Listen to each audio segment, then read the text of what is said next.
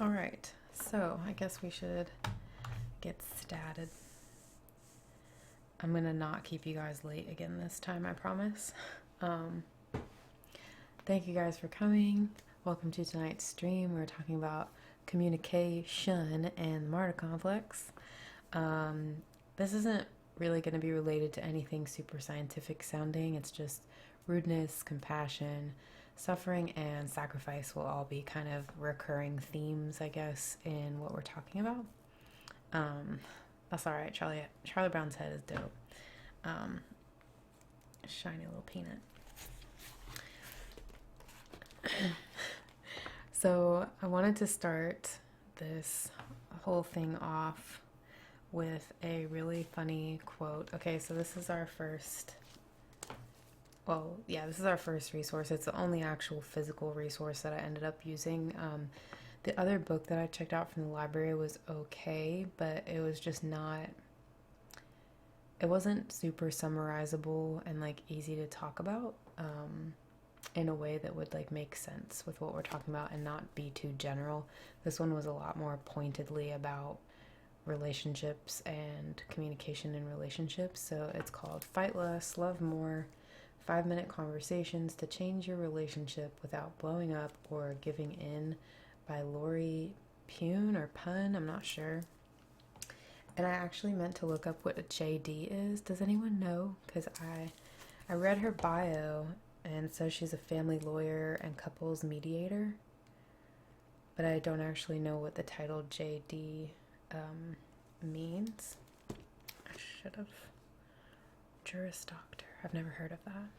Thank you so much, Dr. Bonham. How are you doing today? For all I know, you're completely correct. It makes sense because the first word sounds lawyerish and the second one sounds doctorish, and that's apparently what she does. But this book has excellent like quotes at the beginning of every chapter. Not every book does this, of course, but a lot of authors choose to put a kind of summarizing quote or something, or like something that relates to the chapter at the beginning of the chapter, regardless of what kind of book it is. And this is actually the best book I've ever read beginning quotes for. They were all great, and I just wanted to open with this one that I thought was really funny and on topic. It says, "A woman is standing nude, looking in the bedroom mirror. She is not happy with what she sees and says to her husband, 'I feel horrible. I look old, fat, and ugly. I really need you to pay me a compliment.' The husband replies, 'Your eyesight's damn near perfect.'" That killed me. And also goes to show that communication is something that we all kind of need to work on. Yeah, I'm sure it did not go over super well. I'm doing well, thank you. So this book's point, I guess, is to try to fix the sort of bad feelings that you might be having towards someone that you're in a relationship with.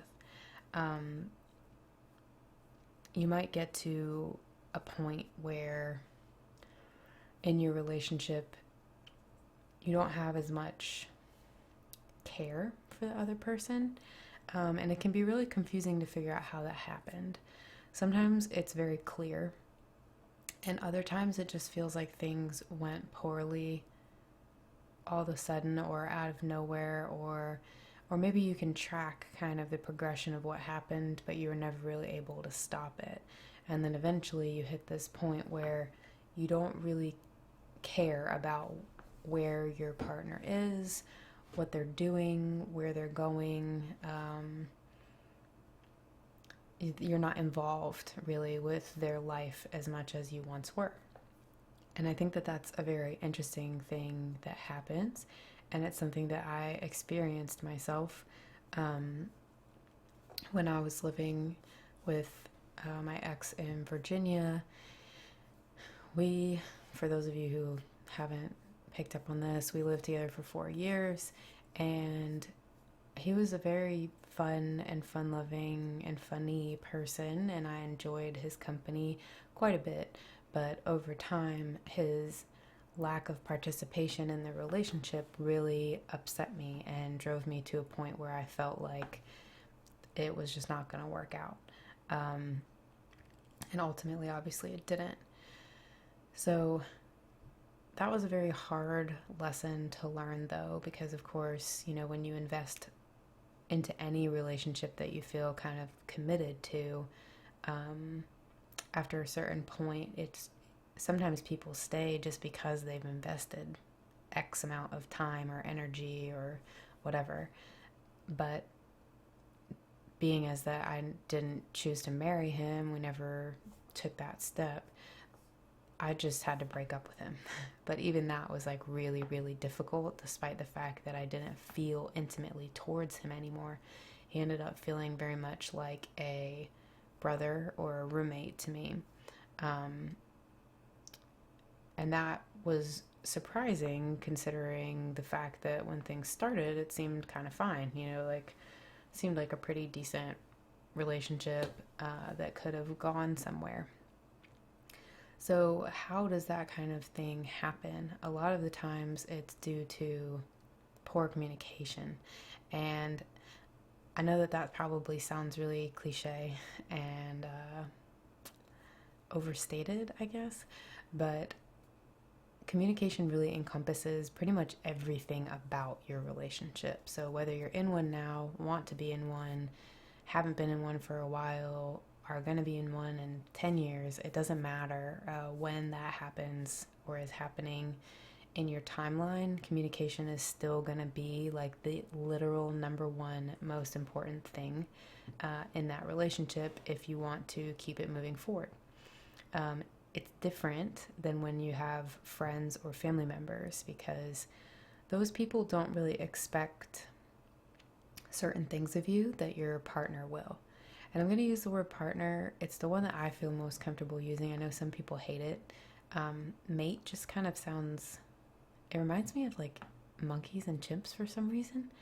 And I don't want to like pick one gender or the other, so I'm just going to say partner. So anyway, your partner is going to expect a lot more from you than the other relationships in your life, typically speaking. And just because it's more doesn't mean that it's necessarily has to be like stuff that's super taxing. There's just a level of intimacy that comes along with being in a relationship with someone. You're kind of committing to a certain set of like unspoken rules. But the problem is that no one ever really chooses to make them not unspoken. A lot of the times we just kind of assume things about people and then we deal with the sort of consequences or outcome later on. So to kind of highlight this, I guess, I saw this thread recently on Reddit, and it was actually funny because I was in the middle of being mad at Rich. We had talked about potentially going out to breakfast the next morning. He was like, okay, I'll think about it and let you know. I was like, okay, cool. And that's kind of like where things left off. I went to bed.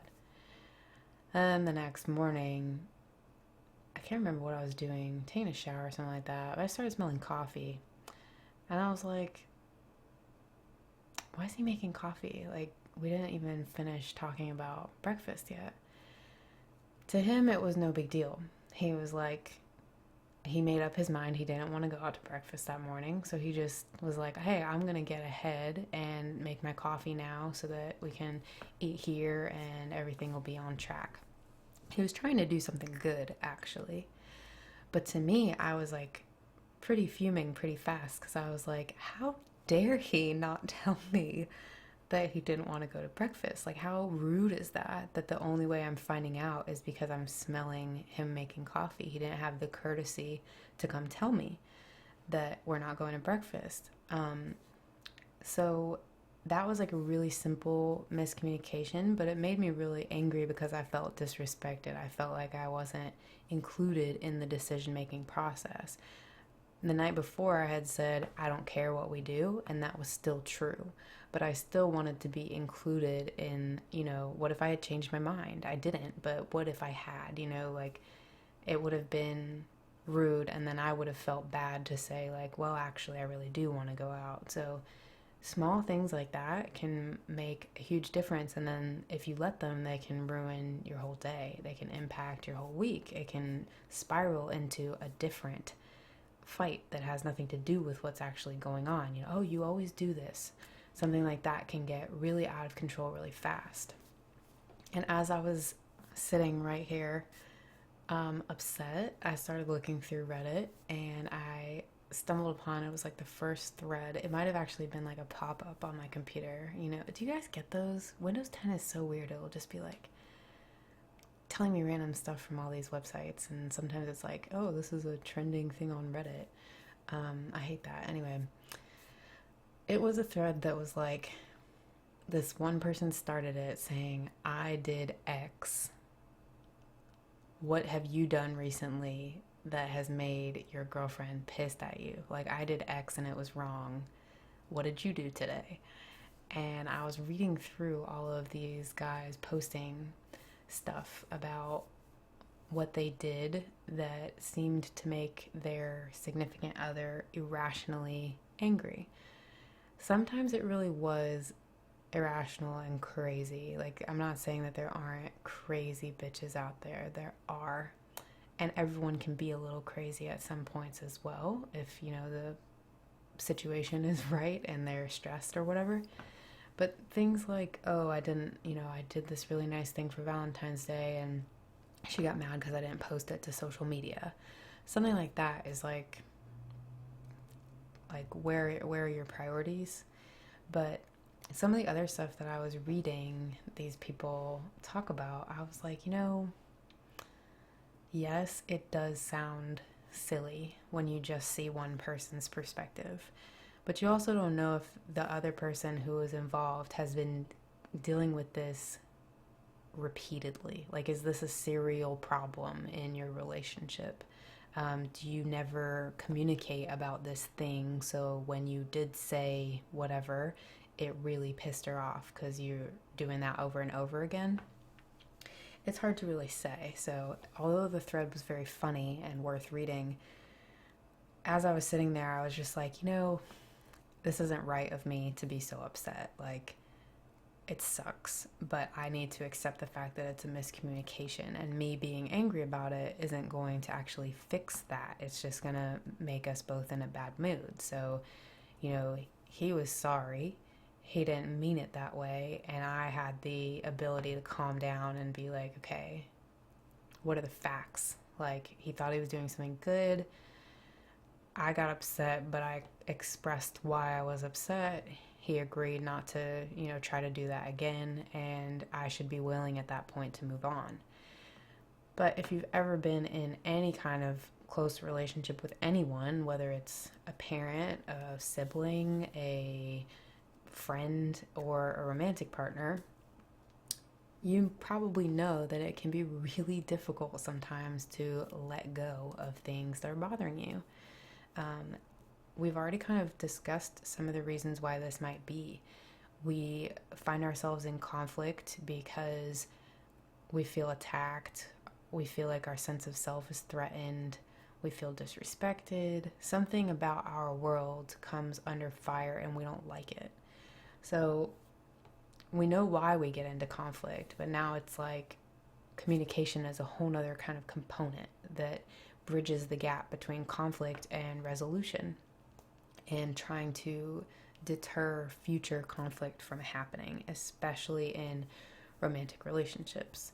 Like, for example, how many, he did not sleep on the couch, and hey, Lardy. For example, how many of you have said something that you regret to someone in your household, someone that you lived with at some point in your life for an extended period of time? I can almost guarantee that most everyone has said something they regret or been in a bad mood with someone that they live with or spend a lot of time with at some point or another. What? Joke with mirror. Oh, I see. That was a while ago. Sorry. You regret everything. Well, don't worry about that. You can't regret everything. It's not that bad. And yeah, I bet the guy that did the punchline in the mirror joke probably did sleep on the couch that night for sure. Yeah, so the reason why you say of course, right, is because, like, we're not always in a good mood. Like, it's very unrealistic to expect that every day of your relationship is going to be sunshine and happiness and excitement.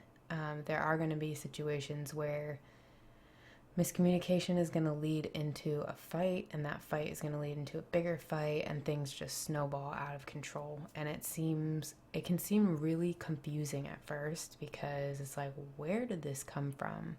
And that's because people just have different ideas about what needs to be said and what doesn't need to be said. And a lot of the times, as we talked about with creating like a space for intimacy,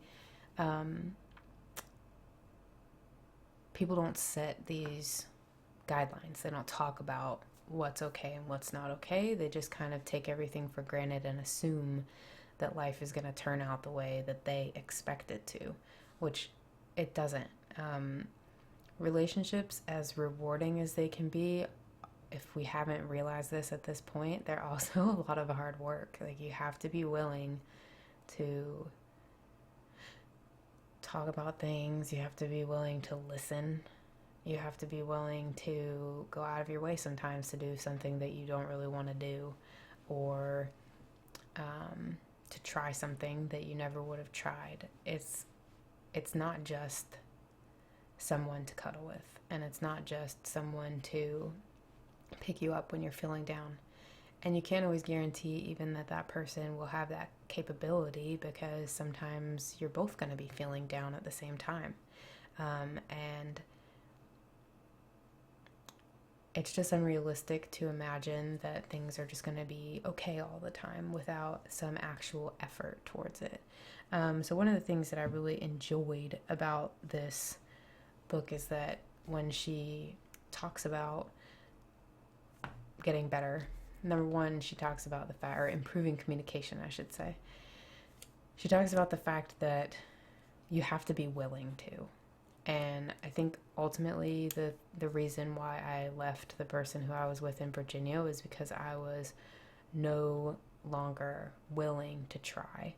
I felt like things had just run their course, and I didn't have any more to give. I was out of fuel, and it wasn't worth it to me to try to salvage that relationship at the age I was at the place in life I was. It just wasn't worth it. So the first thing is that you have to be actually willing to put the work in to communicate well with this person. And that's easiest to do at the beginning of a relationship, because spirits are really high and soaring, and everything is exciting and new, and you feel butterflies when you talk to the person, and you think about them a lot, and they're on your mind, and you're kind of in this like idealized state where you don't really see that the other person even has flaws a lot of the time, or if they do, you're just like, yeah, but I like it, it's cute or whatever. You have this almost immunity to like reality, and I think that that's something that can, in a way, be kept alive, living in a more like realistic mindset. You can still hold those great things up. It just takes work. So she does say that, if you are going to undergo this process of learning how to communicate with your partner, you have to be willing to do it. It's my opinion that it would be easiest to do that earlier than when shit hits the fan, but sometimes we just find ourselves in that position where we're unhappy with our partner, and it can get really, really difficult if we're married to them, or we have children with them, or in other ways are very entangled with them in our lives already. A lot of people don't want to deal with divorce. In our generation, I feel like a lot of our parents are divorced. or separated, or in some way not the typical family unit. And I think that that has motivated a lot of us to be more reluctant to marry in the first place. Granted, there's still a large section of the population who's either having babies or getting married really young, and they just want to like live that life immediately.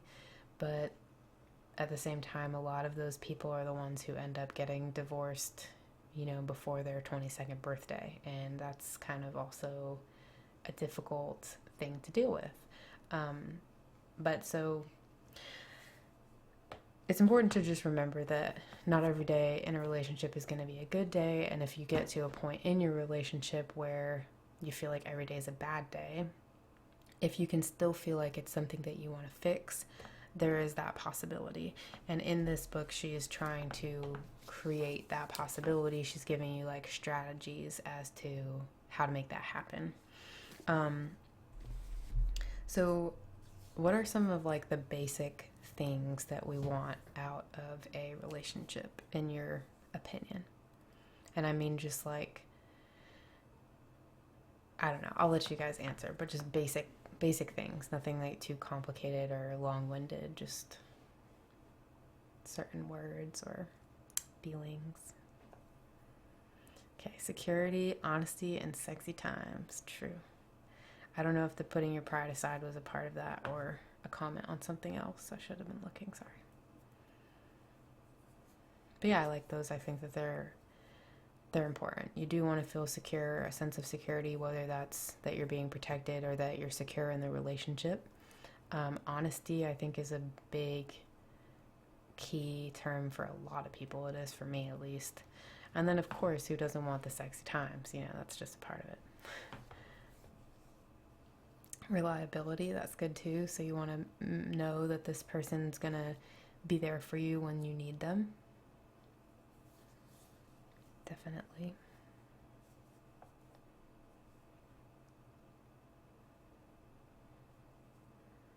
And I agree with that. Agent Pringle saying that generally speaking, a lot of people in the previous generation, our parents grew up emotionally numb. Their parents, who for a lot of us, their parents were, the 50s quintessential type parents, were not as loving and nurturing. So it does make communication difficult when your parents don't teach you how. And yes, I think that does lead to divorce and separation and all. Someone who's there for you, definitely. Companionship, definitely. Oh yeah, we got 2 companionships. Being supportive and pushing when necessary, I like that too. Because being stagnant in a relationship can be incredibly detrimental to it. If you kind of want the other person to be like your cheerleader in a way. And actually she talks about this in this book a little bit. It sounds kind of silly, but having someone who's just like on your side and is going to urge you to do the things that are good for you, healthy for you, even if it means, that you get to see them one less night a week, or there's some sort of like sacrifice involved for the other person. They should always be pushing you towards the best version of yourself. Hey, Growther. Reliability and honesty, yeah. I don't know what you mean by your current state, but I think, I don't know, I guess I can comment if you want to elaborate more, but you don't have to. So yeah, we see a lot of like the same patterns coming up though, right? We want someone who's honest, someone who's going to be there for us, someone who's going to push us to be better, be our companion when we want to hang out with someone, all that kind of good stuff. And I think the respect is something that maybe no one said, but I think is underlying a lot of these things. We want basic levels of respect and to kind of be appreciated by the other person. And it's important when thinking about those things that you also imagine that that's what the person wants from you too. It's not just a one-way street where that other person is giving to us. It's something that we also actively have to be trying to give to the other person. And sometimes you have to do this when you don't want to, or you have to be okay with things that you don't want to be okay with, because you cannot control the other person, and you do have to still be there for them exactly like you would expect them to be there for you. And it's sometimes difficult to get ourselves into a place where we can be cognizant of that no matter what's going on in our relationship. And yeah, genuine is another good thing too. We definitely want them to be themselves. And I think it was last stream we were saying that you should feel like you can be 100% yourself in front of that person. So these are just some kind of the basic things, respect, appreciation, and passion, aka sexy times. And the thing to note is that we can't get, of all of the things that we listed, none of these things just happen. These are things that we don't just get necessarily, and we don't just give necessarily. There are, and to Agent Pringle's point too, there is a set of verbal skills that we need to employ when we are looking to create this kind of healthy relationship with someone. And since our parents and our mentors haven't always given us those things, maybe they've given us some of those things, but they can't know what kind of relationship we're going to end up in. And a lot of our parents also don't have those skills themselves, so they're obviously not passing them down to us.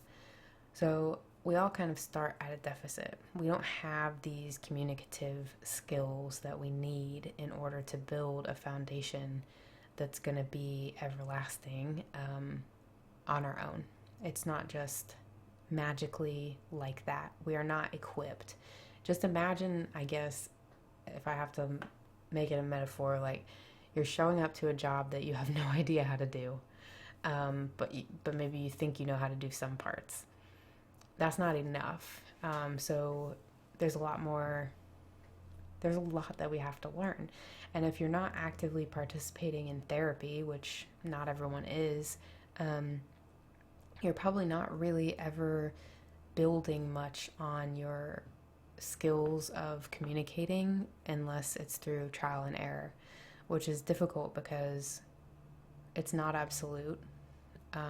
Nothing is, but just because a tactic worked with one person doesn't mean it's going to work with the next person. And it doesn't also mean that it was healthy or kind. And that's fair, yeah. It is difficult to think about what you would want if you're not in that space at all. But I guess, you could think of it too as just it doesn't have to be a romantic relationship. These things still apply to all kinds of relationships. So even just with the people that you want to surround yourself with, you can think of it that way. This all still makes sense for that. So it doesn't matter how good of a couple you are when you meet, you can still fall into bad habits. And those bad habits over time can eventually erode the relationship quite a bit. A lot of people think that couples therapy is going to fix things when things start to go bad. But actually in this book, there was a quote, I guess. They were talking about the fact that research apparently shows that more than 2/3 of the couples who attend couples therapy are no better after a year of therapy than they were when they first started, at the time of their first session. So you can go to therapy every week for a year, and it's not necessarily going to cure your failing relationship or marriage. That's not to say that therapy isn't helpful and important. It definitely teaches us skills to cope, to communicate, to do life better. But just to show that therapy is not like a magic bullet. It's not going to make a relationship automatically better because, as we know, we have to participate. We have to be actively trying to make things better. We can't just rely on someone else to mediate all of our arguments and assume that things are going to be hunky-dory after that.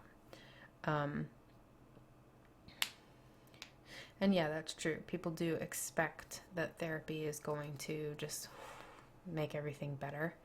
And you're 100% right. If you're being taught something in therapy, you actually have to implement it in your everyday life every single day, to change your habits. And some of you may know this already, but changing your habits is not just like an abstract thing. When you change the way that you do things and think about things, your brain literally builds new, I think we talked about this once, it literally builds like new pathways, new neural pathways to change the structure of your brain. So in time, you will literally start to think differently. Your brain will stop going down a certain path and start taking a new one, but you have to make that happen.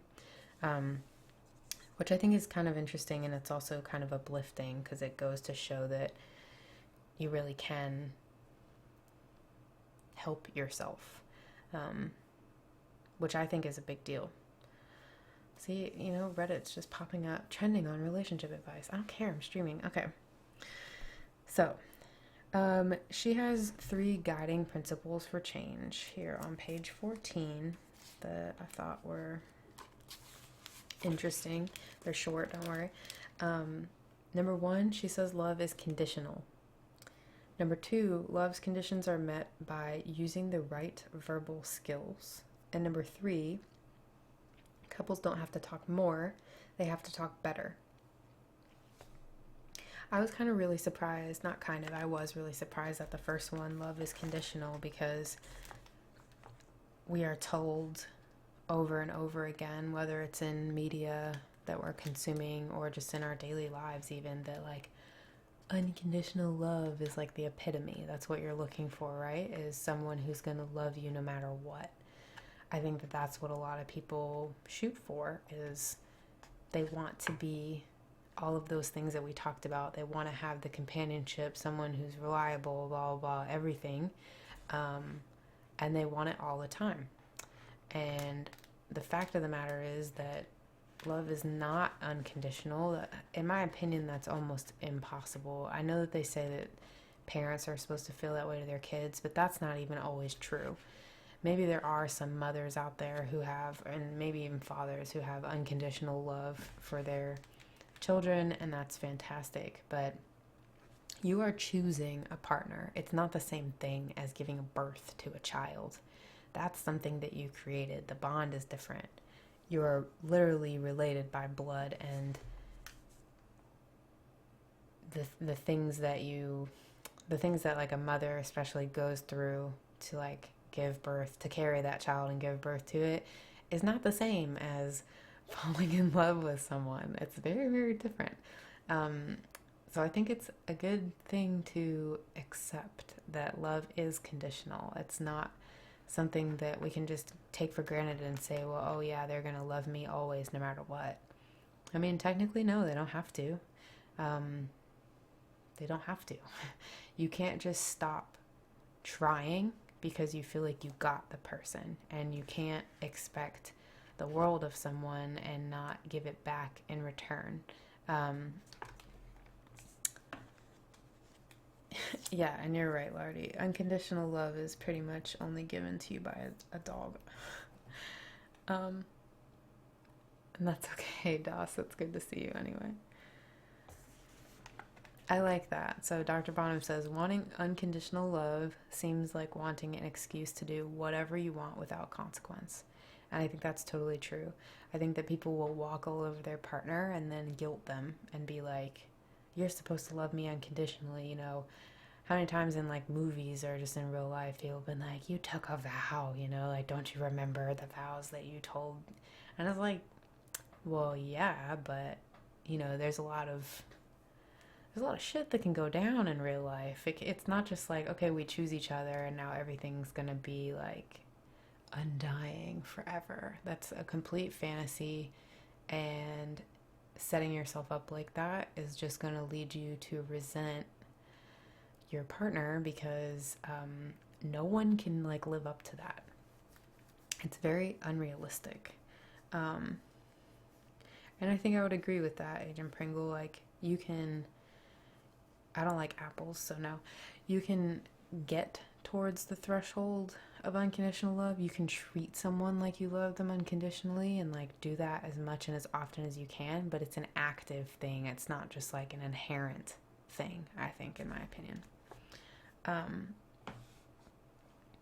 And good, yeah. So Das is saying unconditional love implies perfect behavior, but we're all imperfect. And that is super true. So it's very important to just let that fact sink in. And once you realize that, you can kind of open your mind to the fact that communication is an active part of the relationship. You have to be willing to put in the work if you want to feel anything even remotely close to that. It's not just something that happens.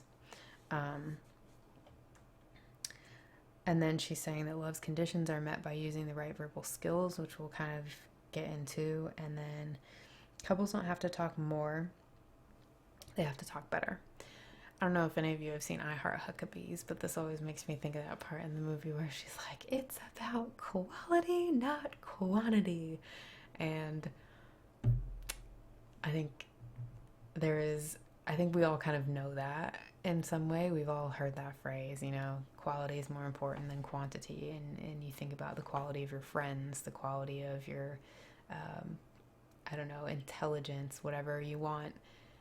You want the things that you have in your life to be as good as they can be, as rich and fulfilling as they can be, rather than having a lot of things that are kind of meaningless or not as useful to you, not as loyal, not as whatever the case is.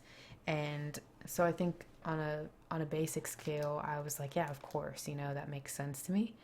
But I was surprised by the way that she suggests that these things happen. And if you can't tell by the title, she has these 5-minute conversations.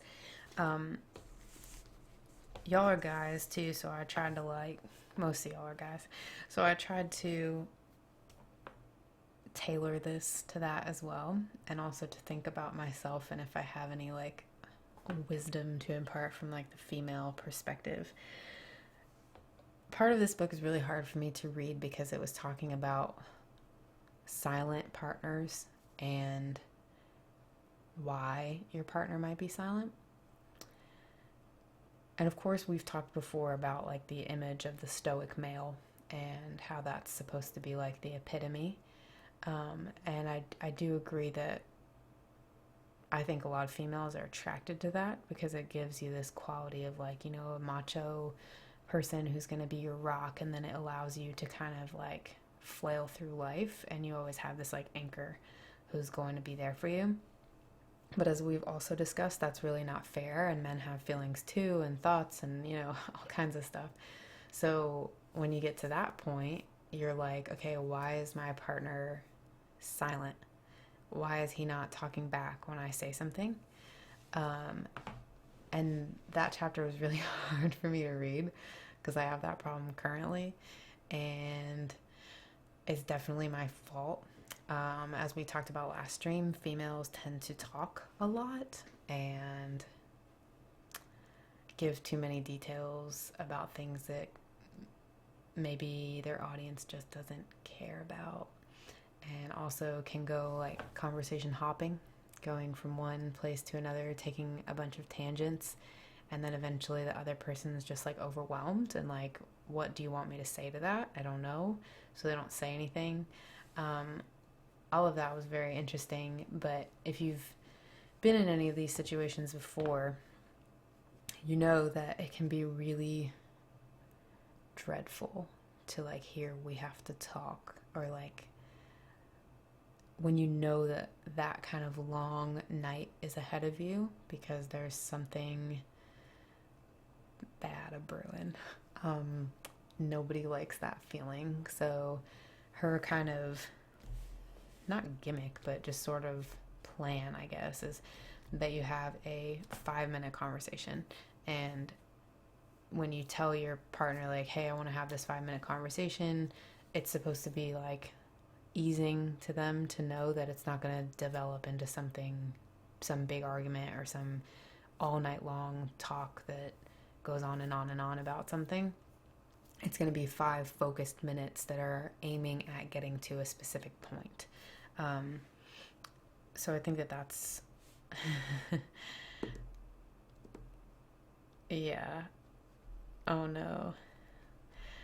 I didn't like that either, having to admit to things that I knew my parents were going to be really upset about. But you know the dread then. The dread is the same no matter what, whether it's with your partner, your friend, your parents. It's not a good feeling. And hey, good for you. Proud of you. That's awesome news. So the next thing that she sort of talks about after her 3 guiding rules about love being conditional and all that is this concept of rudeness. And I don't know how you guys were raised. I think I was in the minority with the way I was raised. My parents were really, really strict about manners. And I'd be interested too if you guys want to say your own little story. It doesn't have to be long, but just were your parents harsh about manners and stuff like that? My parents definitely always made me say please and thank you. I was painfully shy, and like even in situations where I did not want to say anything at all, you know, I was gonna get whooped if I didn't say please and thank you, or my mom was gonna pinch me, you know, for not being polite. I also had to like handwrite thank you notes for any gift or time that someone went out of their way for me, whatever. All of those things were expected of me. Okay, so yeah, there's some variety. Some parents don't force their kids to do stuff like that. It might be because they themselves were shy. They don't want to pressure their child into something, or maybe they just don't, you know, I don't want to say care, but it might not be as important to their core values of the way that they see life to like force their child to develop these really strong manners. I feel like, oh damn, I feel like these things are kind of going to the wayside though, especially as more parents are more involved with their own rude behaviors. And rudeness has really evolved, I guess, since the time I was a kid. I feel like the things that I grew up having to pay attention to as manners are not, they're kind of like antiquated at this point.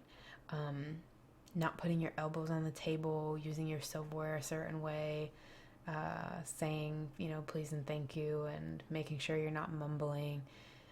My grandmother used to always get on to me for not saying yes. Saying like yeah or uh-huh was never acceptable. You have to say the full word for some reason. And now though, rudeness is more than this. It's not just like, oh, you didn't thank that person for doing something nice for you. It's also become people who are on their phone all the time, watching something all the time, not listening to you, and instead giving their attention to some sort of, I don't know, social media or Candy Crush or whatever, video game. So our attention span is different, the way that we use technology is different, and these things have developed new rude behaviors that we can have, such as, you know, so one thing that we were forced to do when I was growing up was that we always had to greet my father when he came home from work.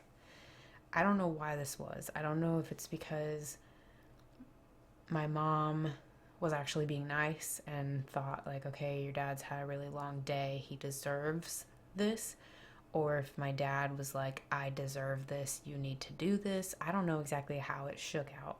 But no matter what we were doing, we had to stop what we were doing when my dad got home and go greet him at the door.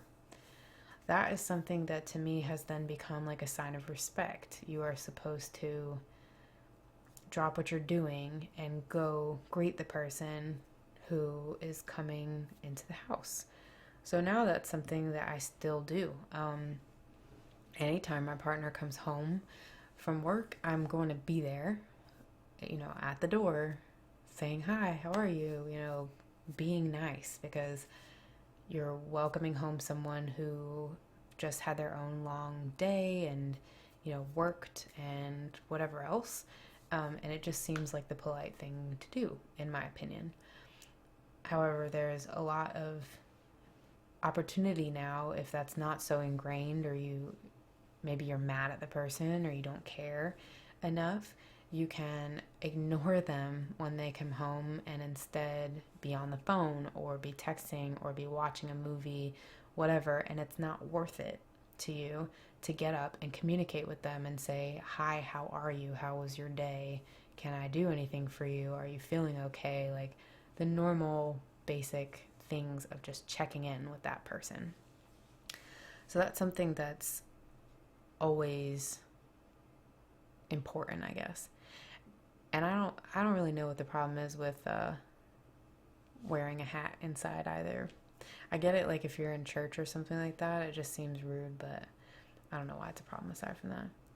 And yeah, so that's a good thing, Das. It's like, it would be weird, but to some couples it's not weird. They don't take that time out. And a lot of the studies that were being shown in this book were talking about the fact that couples who don't do that, not just that specifically, but couples who don't say good morning and good night, who don't say I love you often, and who don't take the time out to like talk to their partner, especially in situations like this, like I'm going to sleep, hi, how are you? How was your day? That kind of stuff. There's an astronomical difference. Like these people were anywhere from 80 to like 95% happier in their relationship, and described their relationship more positively across these different studies that were done if these tiny little bits of communication were incorporated into their sort of daily routine. And that's what this author kind of talks about, is coming up with a communication routine, something that is important between you every day, and you don't deviate from it. You make sure that you always say these things. So if you have a partner now, when you have a partner in the future, whatever, it's really, really important to maintain that, saying good morning. And now we have the opportunity to do that no matter what, because even if you wake up at a different time than your partner, you can shoot them a text. Or you can shoot them a text before you go to sleep if they're sleeping before you. A good morning text, nice things to do. It makes the other person feel good. We talked about all the things that we want to get out of a relationship. And these are ways that you can also give them back to the other person. If you're not doing these things, like let's say, I'm sitting here and my partner comes home from work and I just don't care. Number one, he's probably going to be like, what's the matter? But it would be rude for me to stop that tradition, because it's a sign of mutual respect and caring. So it's similar when you change some dynamic of communication with your partner.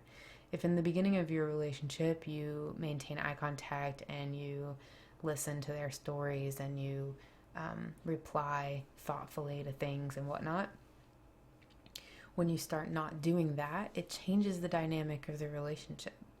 And a lot of people do that when they feel comfortable. And this can lead to like a lot of resentment and poor feelings, because nobody wants to feel taken for granted, right? It's really difficult to show someone appreciation when you don't feel like you're getting appreciation. And that can lead to a lot of like really petty mindsets and petty fights. So it's a habit, but it's a good habit. It's like a very, very positive habit that is doing a world of good for your relationship, to send a good night and a good morning text, or whatever it is, however you do that in your relationship. Even if it seems habitual and like no big deal, it actually makes a huge difference, and there's a lot of science and research to back that up. So it's just super important to remember to incorporate these kinds of things into your daily relationship. She was talking about, all these people who are therapists who write books usually put in anecdotes from their patients or people they know. This one woman said, or the woman and her husband, she was like, Jim, do you love Sally? And Jim was like, yeah, I love her. And then Sally's like, or she's like, Sally, do you love Jim? And Sally's like, I love him, but I don't like him a lot of the time. If you've ever heard this before, or said this before, or thought this before, it's typically because people are not being kind to one another in that relationship. It could be one way, it could be both ways, but, we don't like people who don't treat us well, right? We might still love someone out of a sense of obligation, or for a lot of reasons. Maybe we remember how things were, and so we still want to believe that they are this good person who we fell in love with, and we can remember how it felt to fall in love with them and how nice that was. So we hang on to it for that. We're like, I can still get that back, hopefully.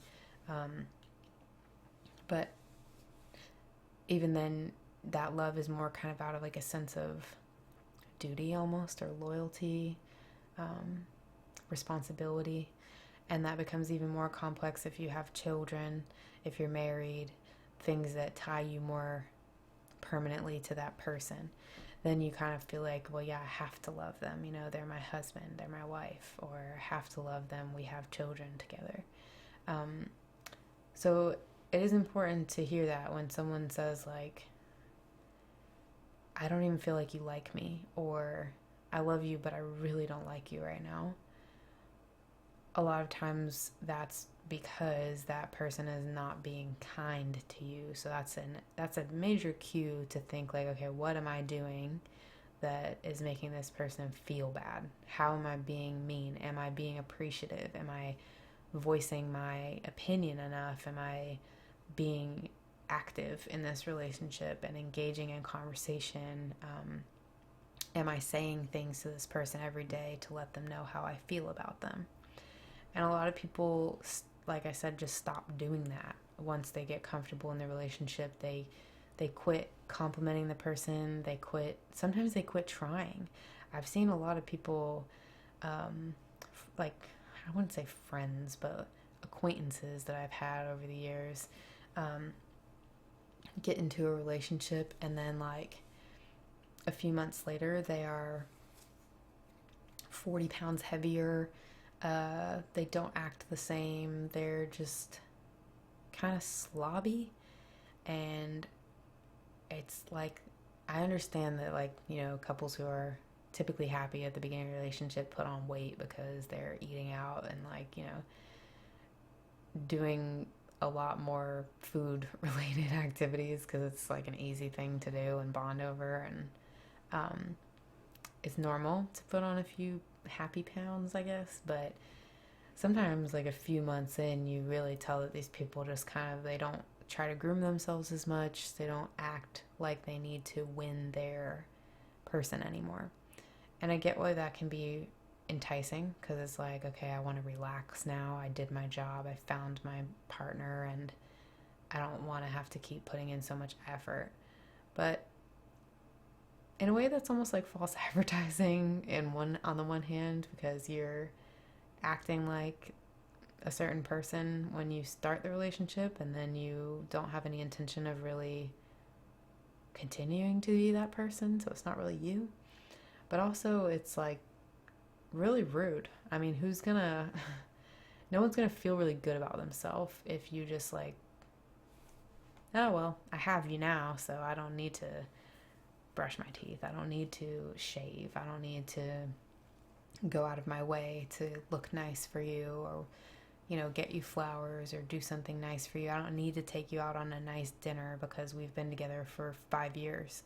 That's 100% not true. Like, you always have to keep dating the person that you're with. Even if you're married for 20 years, you still have to be actively doing these things. Not saying that you can't, fart and like be yourself and not always wear the best t-shirt in your closet, but on a regular basis, you still have to be putting in some sort of effort to show the person that you care and that they are worth it to you. And thank you, Crowther. And yeah, I agree with that. I hope that was the point I was just making, High Top, is like, it's great to become comfortable with the person to the point, I think that that's a necessary component, is that you should be able to feel like you can be yourself with your partner. But I think you should also have times where you are putting in the effort to woo them, to like make them remember why they're with you. I think that that's something that you always have to actively do, at least periodically throughout your relationship. That's my opinion. Anyone can definitely disagree. And I like that. Relationship is a house. Without maintenance, it will fall apart. You can still ask. Don't worry. Okay, so also, the better that you like feel about your partner, so the more that you say these nice things, compliment them, say good morning, good night, give them the time of day when they come home or when you have a minute, the better your feelings are going to be towards that person. And then when something bad happens, because inevitably something bad happens, mistakes happen, arguments happen, miscommunications happen, you're more likely to give them the benefit of the doubt in those situations, when you're already feeling good about them.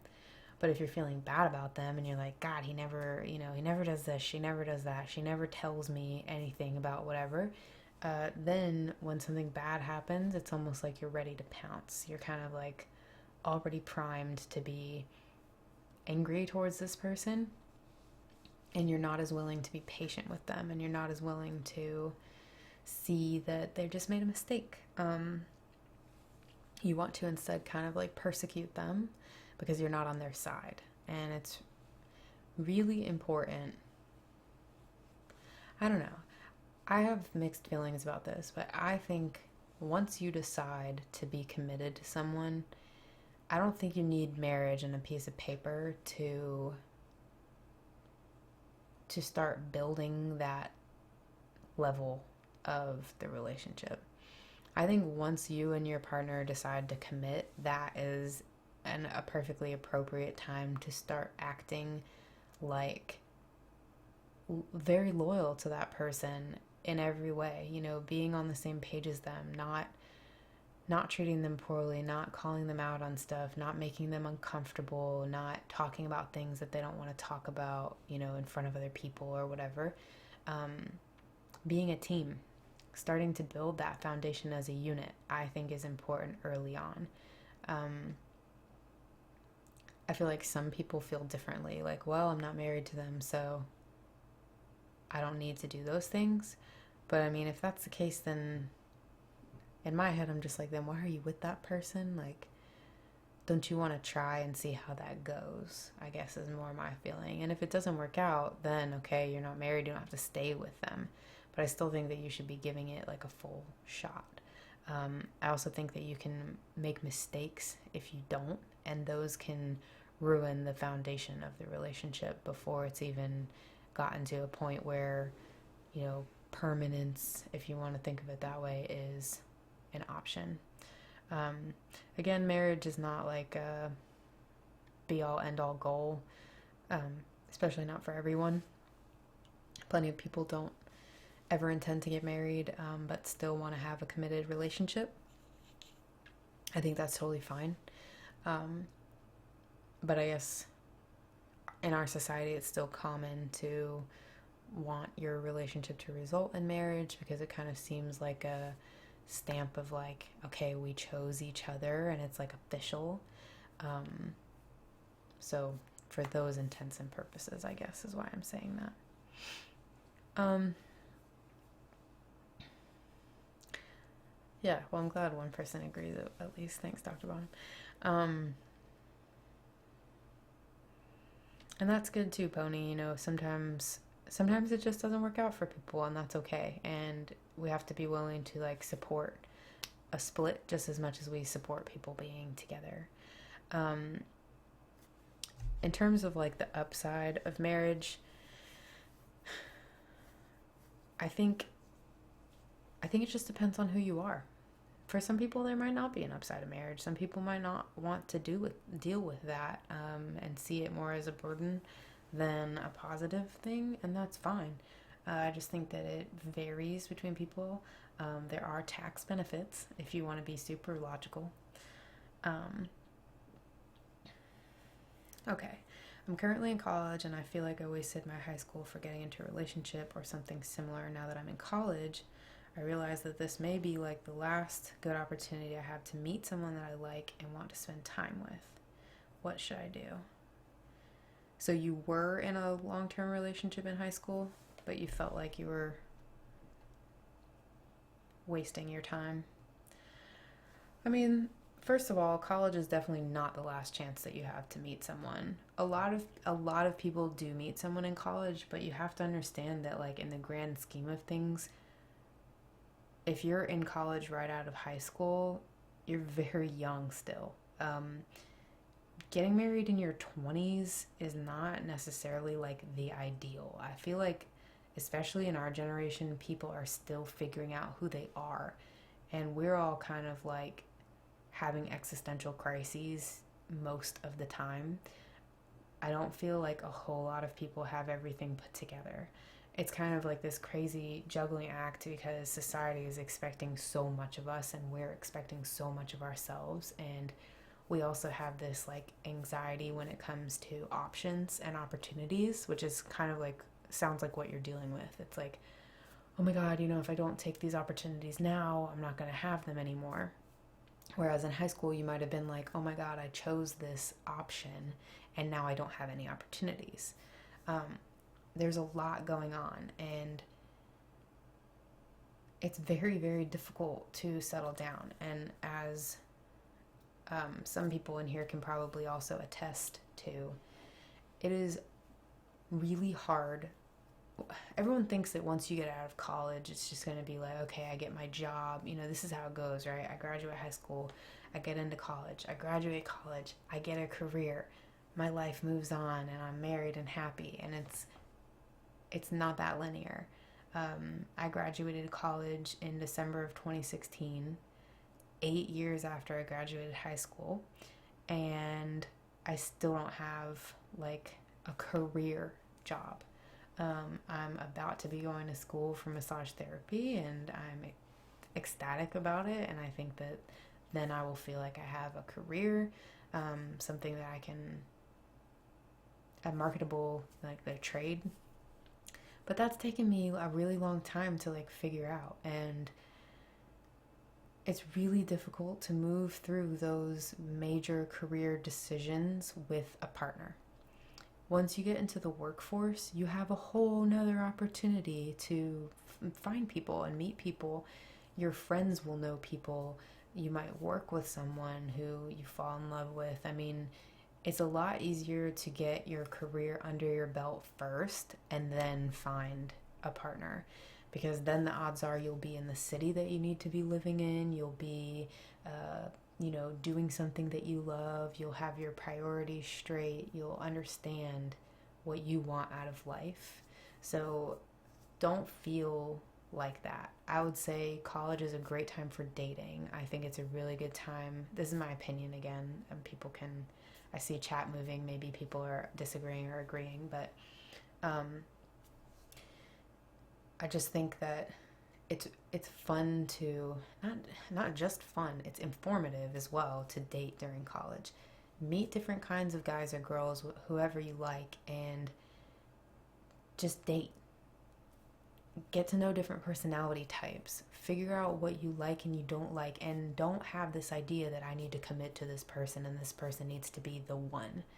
Date to get to know people and just to see how they are. If you go into it always hoping that this is going to be the one, eventually you'll convince yourself that someone is the one, and they're maybe not at all aligned with what you even want. You're just like desperate to figure it out and make it work.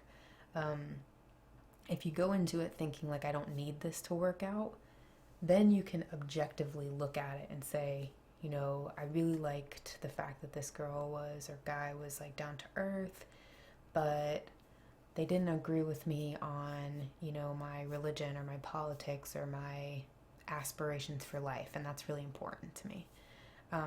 It's a good time to cultivate a list of things that you want for yourself.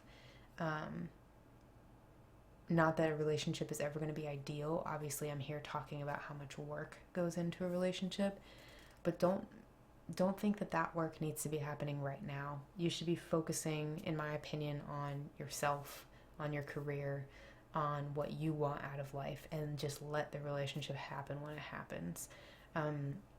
Even if you end up working, you know, by yourself in a computer lab, so you never meet anyone or whatever, there's still apps and networking through friends and just going to a bar and meeting someone, you know, like there's plenty of opportunity to meet people, so don't be discouraged. That would be my advice. I feel like I missed a lot. And yeah, I agree with what High Top Swap said. It's not the last opportunity by a long shot, but it is an easy thing because it's like, it's very communal.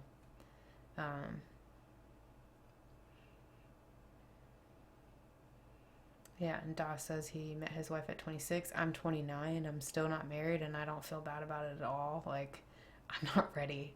I don't feel comfortable with that yet, and that's because I'm still figuring myself out. And if I hadn't spent so much time worrying about my dating life, I probably would be a lot farther along for myself than I am right now. I'm happy with where I am, and I don't regret any of like the decisions that I made, but it's very clear to me looking back that I spent too much time sacrificing myself for other people, especially in my relationships, and not focusing on what I want and what's gonna push me to the next level. You know, I could be 10 years into a career by now, and I'm not. And that has to do with my choices.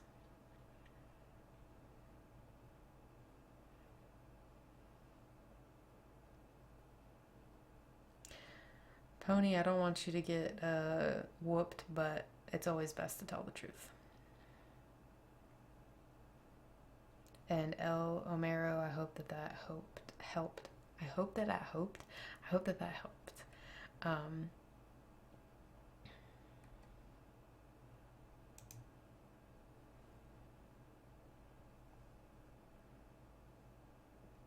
I don't know what I'm scale of 1 to 10ing, but okay. So she also gives a list of the top 5 dumb arguments, which I'm not gonna like read verbatim all the way through, but I thought it was still worth kind of noting.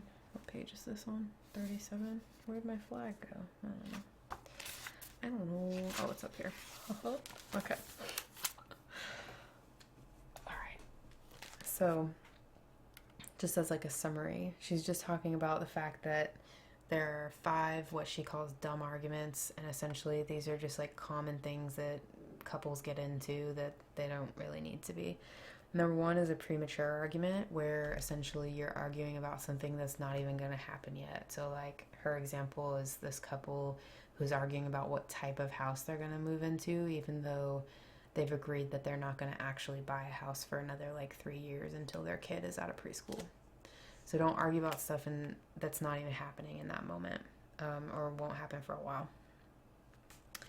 Number 2, the whatever argument. In this one, she gives an example where the husband's like buying tickets to a show, and he's like, what should I buy them to? And the wife, who's somewhat distracted and somewhat doesn't care, is like, whatever, I don't care. And then the husband buys tickets to a certain show, and she's like, oh my God, like, why'd you choose that show? I heard that it was terrible. I told you it was terrible, whatever. The counter to this is just to only say whatever when you really mean it. If you guys probably deal with this more than females do, but you're going to have to deal with this, and then maybe this is something that you can think to tell your female. If they say whatever to you, ask them, be like, hey, it's very confusing to me when you say whatever, so can you only say that? Like, can we make a pact that we only use the word whatever when we really mean it? So if you say, like, what do you want to eat tonight? I don't know, whatever. Okay, if you say whatever, then you don't get a fucking say. Like, you have to be willing to know that you are giving up your right to argue in that case. And yeah, I'm doing that though, because I'm trying to make it relatable to common situations, but not all of this is gendered, of course. Like, everyone has their own relationship dynamic. I'm just saying, like, based on actual factual, the way that things typically are, as much as we want society to move forward and be different, like, we have to face the reality that for a lot of these things it's not at the moment. So it's all very applicable still this way, and I think that since it is, we should at least learn how to handle it better and treat each other with more respect. So I think, in my opinion, that most of the time it's going to probably be the female who says whatever. I don't really hear that as much from males, but yeah, that's just, I'm not trying to, like, make it seem gendered or roly or whatever. It's just like, this is reality right now. So the next one is the dumb, and it can go either way, just to be clear. The dumb director argument. This is essentially when she gives an example of, like, I'll say one of the people in the relationship hung 2 pictures and they're supposed to be level, but one of them's not. So the other person in the relationship says, hey, you need to come fix this. It's not level. So giving your partner a direction, like a directive, whatever, like telling them, like, you should do it this way, you need to change this isn't right, kind of thing, is a lot more, it's going to put that other person in the defensive. Instead, you can say, does this look about even to you, or, like, what do you think? I feel like these are a little, I don't know if it's my eyes, but I feel like these are a little off kilter. What do you think? And that way you can give the other person some autonomy and not make them feel like they're being bossed or bullied around. The fourth one is the dumb post-argument argument, which is essentially when someone concedes to stop arguing and then the other person just keeps talking, even though y'all have come to, like, a conclusion. So just don't keep talking. If the situation gets resolved, you don't have to prove to the other person why you were right. If they've decided to, suck it up and be okay with the outcome that you wanted, then just be happy that they're okay with the outcome that you wanted. Well, I mean, partner is there's no gender to partner, so if you can still hear the genders, you're creating them, because I never said who was the male and who was the female. And again, these things actually happen, so they're pretty applicable. I don't really know how to respond to that differently than I already have. Number 5 is the dumb factual argument, and this is literally when the two of you are just arguing about a fact that you could Google. So I actually just had this happen like a few days ago. Rich and I were arguing about how to read those 23andMe things, which, by the way, for those of you who don't know, I'm like 5 brain cells away from having a tinfoil hat with a lot of things. I'm really, really paranoid and have, like, a lot of conspiracy theories in my mental dialogue. I don't get paranoid in, like, my daily life, but I just mean, like, with government, with, webcams, with being watched, with being heard by, devices and stuff like that. I'm really suspicious of all that kind of stuff. So I did not do 23andMe because I don't want to give someone my fucking DNA. I think that that's weird and creepy, and I don't know what they're going to do with it. So I don't like it. Yeah, my phone's certainly listening to me.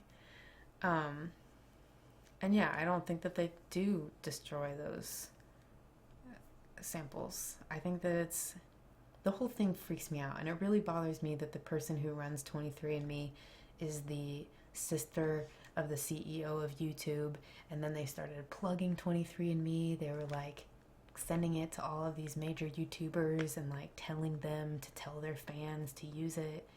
The whole thing is just weird to me, and I don't like it. Anyway, he did it though, I think before I even knew him, and his family did it and all that. And I've read some articles about the way that those things read your DNA or whatever, and a lot of it is based on a percent chance. It's not actually telling you that you are for certain this thing. A lot of people will see it and be like, oh, I'm part Asian, and it's like, oh god, like read the directions. That's not exactly what's happening. It's telling you that there is a percent chance of this specific thing being mixed in with your bloodline at a certain point in time. Anyway, that is a Googleable fact, and we were arguing over it when we could have just said, let's Google it. So if you're ever arguing over a fact, it's a good idea to just stop the argument and be like, hold on, let's just Google it. And then, of course, don't be a dick if you're right or wrong, but just don't let the argument ensue for no reason. It doesn't need to happen. I mean, Lardy, if what you mean is like that we're kind of out there anyway, there's nothing we can really do about it at this point, I agree to a point. But I'm still going to do everything in my power to not be out there as much as I can. I don't know. And yeah, exactly. Half sour lizard. It's probability of certain things. They can't literally swab your cheek and say like, you are, 1/827th Sue, and it's like, what? Okay.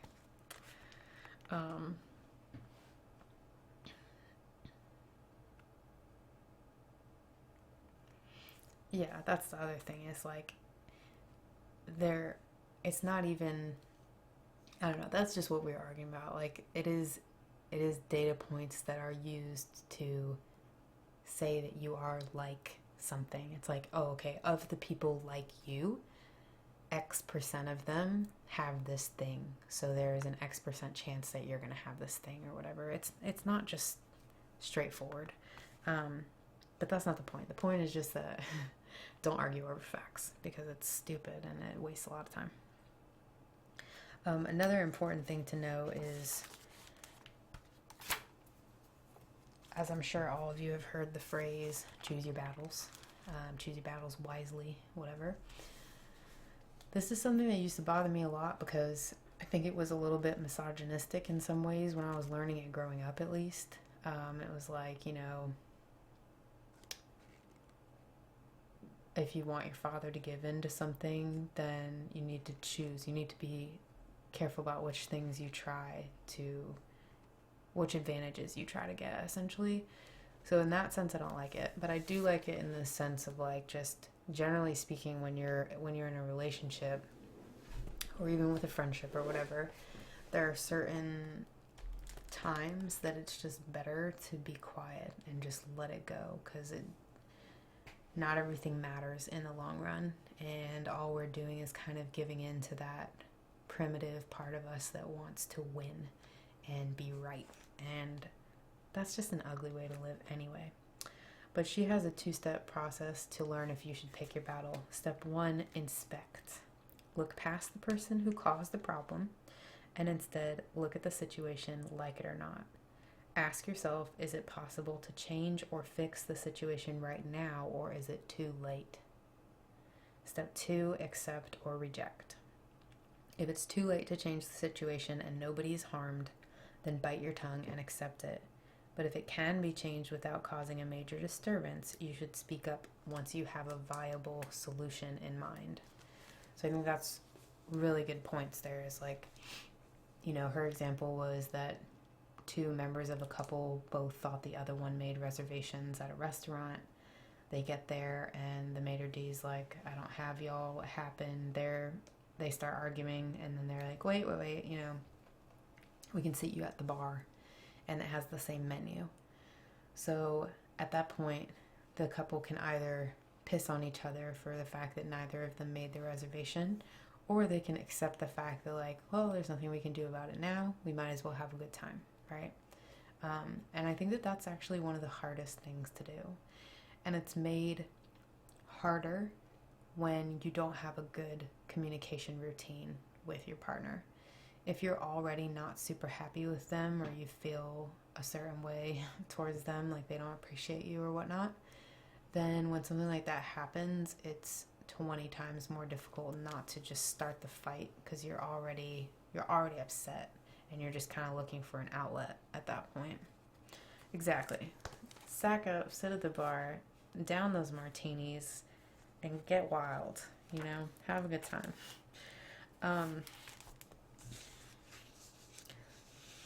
Another thing that people do that she talks about in this book is to deny someone appreciation, to punish them. So let's say, I don't know that I ever did this, but let's say with the person in Virginia who I felt like really didn't appreciate me. If he had done something nice for me and I just didn't say anything, I didn't say thank you, I didn't acknowledge the fact that he had done something nice for me, I could have been doing that in order to punish him, well, you never appreciate me, so why should I appreciate you? And that's super petty, and it's also proven that, people kind of feed off of each other, right? What's the one thing that can really break the ice between you and anyone? It's a compliment, right? I've felt palpable tension with some girls sometimes, just standing in the same area when we first meet each other, and they'll be sizing each other up, and I don't like that, and I don't really do that. I just kind of sit there and I'm like, whatever. But some girls have this hierarchy thing. I guess a lot of them do. And the easiest thing to do to make them drop their guard is just be like, I really like your dress, that looks really good on you. Then they'll be like, thanks. They think, oh, okay, this person's nice. They said something vulnerable. They went out of their way to say something nice to me. That changes everything. And a lot of times I'll do that too with I don't do it if I actually don't have something nice to say. Let me just make that clear. But if I'm at the grocery store or checking out at who knows where, and I know I have to be standing in front of this person for a while, and it's usually a female. They're always super bitchy for some reason, but I look at them, and if they have a nice pair of glasses or their fingernails or whatever, then I'll just tell them I really like that nail polish color or whatever. And you can immediately see they're they smile and they're like, thanks, how was your day? They're willing to strike up a conversation. So don't avoid telling your partner that you appreciate them just to be petty and to punish them. The more that you're willing to be open and tell them that you appreciate them, the more willing they'll be to do the same to you. And as we talked about in the very beginning, that's what we want. We want a partner who's going to be honest, be reliable, be a companion, be all these nice things, but we have to be willing to do that too. And even when that means that we have to be kind of the bigger person. And no, I don't say it like that. Like I said, I only say things that I'm actually sincere about. If I don't have anything nice to say, I'll just stand there and be quiet. So the last thing that I just kind of wanted to get out of this book before we spend the last 30 minutes talking about the Martyr complex, she has these things that she calls relationship madnesses, and these are essentially cue phrases that, actually there's two more things I want to get out of this, so I'll try to be quick. These are just other petty ways of thinking. Number one, I don't have to thank her for something she benefited from. So in my case, nowadays, Rich takes out the trash. Before it was always something I was doing. Now he's doing it, and yes, it does benefit both of us for someone to take out the trash, but I still say thank you every time because it's not something that someone has to do it, but you know what I'm saying? Like, just because I pick up milk at the store doesn't mean that he can't say thank you to me for picking up milk. Even if we're both using the milk, like, I still was the one who went out of my way to go get it. So if someone's doing something, going out of their way for you, even if you're both benefiting from it, still say thank you. I mean, it's not that hard. And why not? I think it's super rude to just not say thank you because both of you are using the product or whatever. Number 2, he didn't do it right, so why should I thank him? This one I have trouble with because I'm like very specific about how I like things done. And if I give someone instructions about how to do something, then I like for it to be done that way. But that's also like not realistic all the time. You can't always expect someone to do things exactly the way you want it done. So the person is, again, the point is that they're still going out of their way to do something for you. So don't avoid saying thank you, even if it's not done perfectly. At least the majority of the job will be done, and if you have to just straighten a little something afterwards, you still didn't spend 45 minutes or whatever doing it. Madness type 3, he only did it because I told him to. This is another like kind of hard one. It's like, and again, I'm going to be gendered here, sorry.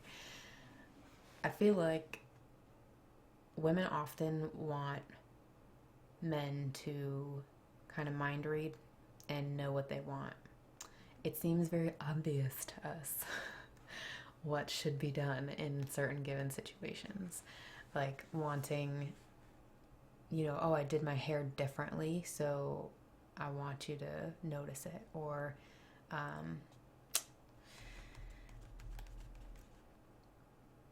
don't know, there's a whole host of things, but it feels different when you have to tell the person because then it doesn't feel super genuine. Like, oh, I really wish that you would have taken out the trash.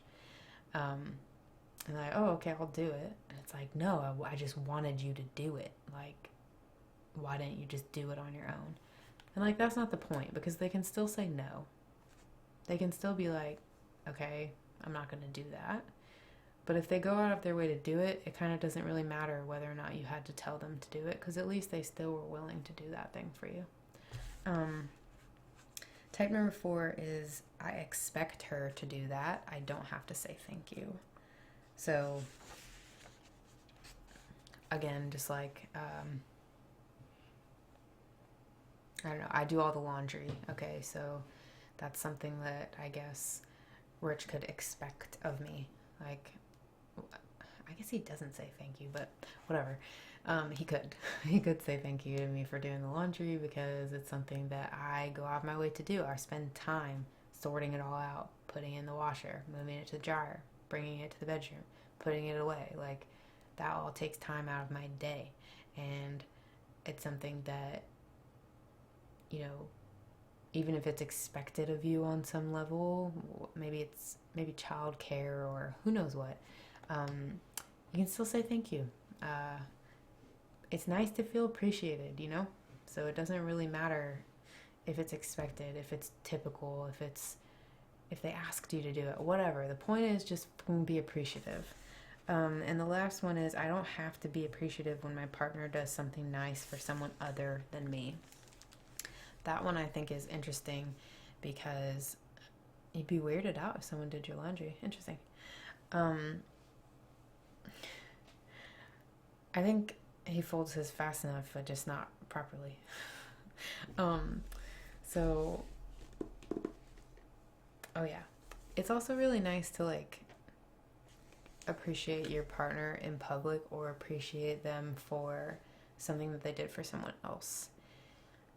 I think in a relationship we can often get very self-centered and we want our partner to be like attention on us and doing things for us.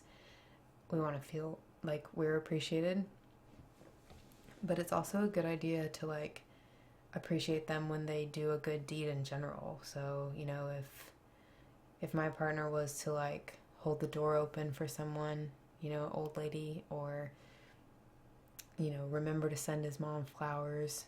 I mean, this actually happened like today. It was his dad's birthday, and I was like, oh, did you text your dad? And he's like, yeah, I called him and I sent him an Amazon gift card, and I said, oh, that was nice of you, right? Just like appreciate the fact that your person is being a good person and that they have a good soul and that they mean well. It doesn't matter if they're not doing the thing for you. They're allowed to do nice things for other people. And it would be weird of you not to want them to do nice things for other people.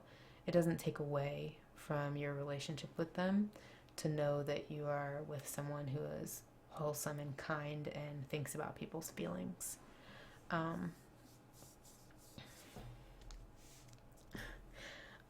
So the last thing that I wanted to talk about from this book is undersharing and oversharing. These are both problems for different reasons, and I'm going to again be gendered and just say that most of the time, in my experience, guys, listen up, tend to undershare. And it is really damaging, just as damaging as oversharing. You definitely don't want to be out in public or around your parents or your friends on a double date or whatever, and your significant other starts talking about something that you consider private, finances, sexual stuff, what's going on at work.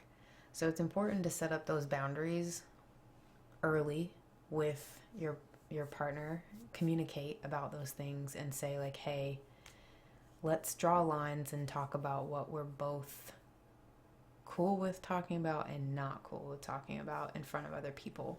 Like what topics stay between us. It's kind of the same as, you know, we talked about how you create that like special intimate space in the bedroom that's like your private world where only you two belong. It's the same thing but with like words, that you are creating a space where it's just the two of you that talk about those things together. You're each other's confidant, you share those secrets together and you work through them together, and you don't blab about them to other people. That's one thing that can be hurtful, because if you're out and someone says something, it can really embarrass their partner and then start to make them feel betrayed, or like, you know, they can't trust you with information, and that can start burning a bridge in the relationship. On the other hand, undersharing is just as big of a problem. If something goes on in your life, even if you don't think this is the number one thing that I hear from dudes, whether it's someone I'm with, whether it was my brothers talking about their relationship, anyone, is like, I don't have anything that important to say. Like, nothing special happened, or I forgot, or, you know, I didn't think it was that important. It doesn't fucking matter. We want to know everything, okay? We want to know all of the highlights, and it feels really, really bad when you learn about something about your partner from someone else. That's the bottom line, is if you remembered or, you know, had a reason to tell your coworker or your friend about something that's happening to you, and you didn't tell your partner is not going to feel like they are your priority. And that is important. That is not just like a selfish thing. You are cultivating a like safe and meaningful place and position with this person in your life, and you are choosing them. So you're choosing that you guys are partners. You're bonded. You are putting each other first. You're looking out for each other. You have each other's back. You're just number one, like ride or die for that person. In my opinion, that's the upside to being with someone, whether you're married or not. That is the bond that's so special, I guess. Like the thing, more than the romance, more than whatever, is like having, I mean, that all kind of goes hand in hand with it, but just like having this person who you feel like you can trust with anything and who's going to always have your back.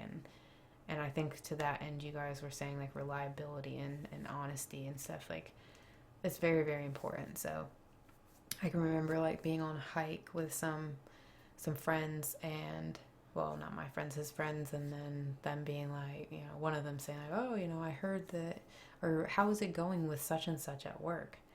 And I was like, wait, what? Like, I didn't have any idea about that information, and it just made me feel like shit, like I was the outsider to my own relationship. And like, it's damaging. It doesn't feel good. So write stuff down, make a note in your phone, you know, send a text. If something happens, just tell them. You don't have to get like crazy into it, but just tell them, because then at least they'll feel like they are, you know, number one in your book, and that's important.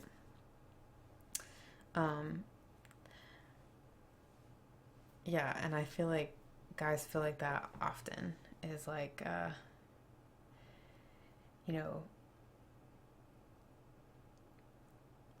why should I bother to tell her this thing? It's not super important, or you know, it's just a dumb thought or whatever. And like that drives us crazy, because it's like, no, like, well, this is what we want to cherish you and embrace you and hear your dumb thoughts, and like just know what's going on in your world. That makes us feel accepted and like we're a part of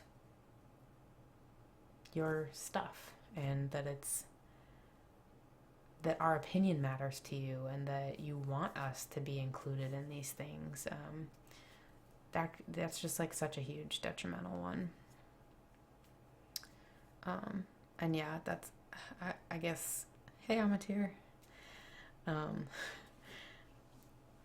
that's the big thing, is like guys will always say like, I forgot, I didn't think about it, I forgot. And it's like, God, yeah, but you didn't forget to tell so and so, you know. You don't want to get in that situation, so just tell them everything. Hey, Deep, how's it going? Yeah, so that was the main thing, you know. Be compassionate, don't be critical. um, if the person loses their keys or drops their phone in a puddle or does something that's typical of them, clumsiness or whatever, don't be mean. Just be compassionate to them, you know. If it's not affecting you, especially, even if you want to say like, well, you know, I told you should have done X, Y, and Z, and I have a huge problem with this, and I'm trying to stop it because it's such an asshole thing to do. But it's just really easy to be like, I told you so, or like, you know, why did you do that? I told you to wear sunblock. Like, you could have avoided this. Instead, just be like, I'm so sorry. You know, that must be very painful. How can I help? Because that's what we would want, right? If we're not having a good day and we're down, and something bad is happening to us, even if we could have prevented it, it still is nice to have your number one fan, you know, the light of your life, telling you like, it's okay, like, I'm here for you, what can I do to help? And then maybe next time you just say like, hey, you know, do you want to put on some sunblock? You know, you seemed like you were in a lot of pain last time when you got burnt, and I care about you and don't want you to get skin cancer. Something like that. It's not a good time to just like jump down someone's throat when they're already feeling down. So I told you so is super annoying, and I'm super bad.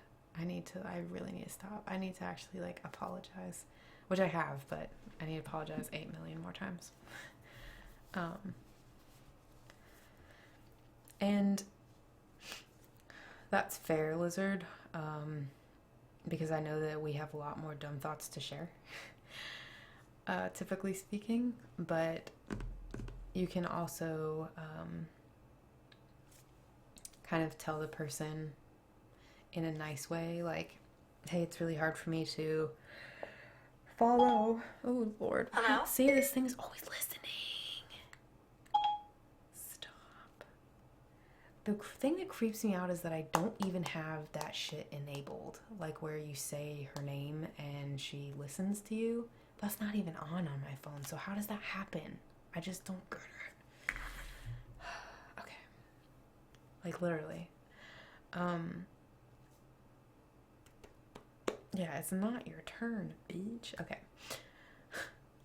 Hey, Booty Bandit. That's so weird. I mean, I guess it's not weird. I expect it, but like it really it irks me. Anyway, I was just saying that you might not want your partner to tell you all of their dumb thoughts or whatever, but you can still, in like a gentle, nice way, say to them like, hey, you know, it's really hard for me to follow conversations when you give this much detail. Can you try to like explain to me what you want me to get out of it first, or, you know, engage the conversation differently so that they don't feel like they have to tell you that many details. A lot of the times when someone's silent, like I've had this trouble in the past with my current partner, is like he doesn't say anything if I'm like mad about something, if I'm arguing, yelling about something. He'll just be quiet, and that drives me up the wall because I'm just like, fucking say something. Like, what do you think? Like, don't you have thoughts in your head? And can you please say them, because I need to know them.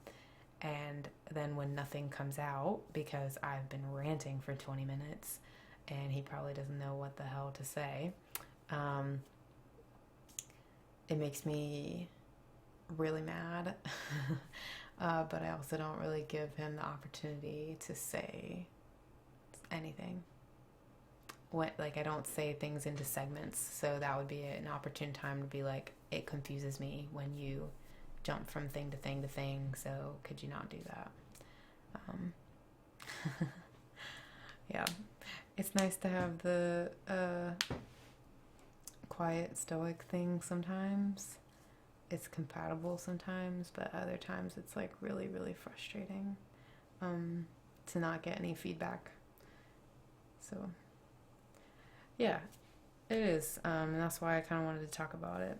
So I've only got like 15 minutes left, and I don't want to keep you guys up again like I always do. But I did want to add on to this conversation the martyr complex. And the reason why I wanted to talk about this is because it's kind of like a silent sleeper when it comes to communication, in my opinion anyway. I feel like this is something that I had a trouble with for a long time, but I didn't know it. And it really wasn't only until like 6 or so months ago that I even found out what this was. The martyr complex, I was going to ask you guys, but I'm just going to have to go quickly. The martyr complex is essentially happens when someone ends up feeling like they have to do everything themselves. They take on a lot more than they can actually handle in an effort to feel needed, I guess. And then it snowballs into them feeling like, okay, well, I did all this stuff for you, so you should appreciate me and thank me and validate me. And the other person or people in their life are never actually going to be able to fill that hole and make that person feel validated. So it's like an endless cycle, and it's really not fun to be a part of. There was an Oprah article actually online, but it had a really good quote at the beginning. It said, if you're chronically overextended, underappreciated, and very, very angry, there's a simple solution. Stop playing the martyr. And I read that like that first line, and I felt attacked. Seriously, I was like, okay, what does that mean? What do you mean by that? Because I had no idea what any of this stuff was. But it's definitely a dynamic that I had with my mom growing up. You know, she would essentially train me to feel like unless I was doing something for someone, I didn't really have any value as a human being. And that's very much the way that she acts with her husband, is like, she's Cinderella. She's the slave. She's the one who's like, oh my God, I do everything for you kids. You know, you're ingrates, and no one pays attention to me. No one cares about me. And I'm always driving you around, and I'm always listening to you, and I'm always helping you and whatever. So it's like this really dramatic play of just like, I've done everything for you, and why don't you do anything for me?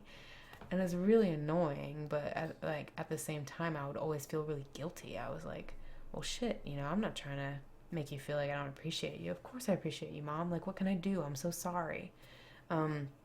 So in that situation, that person's called the persecutor. They're the one who's like making you feel bad or telling you that you're doing something wrong, I guess.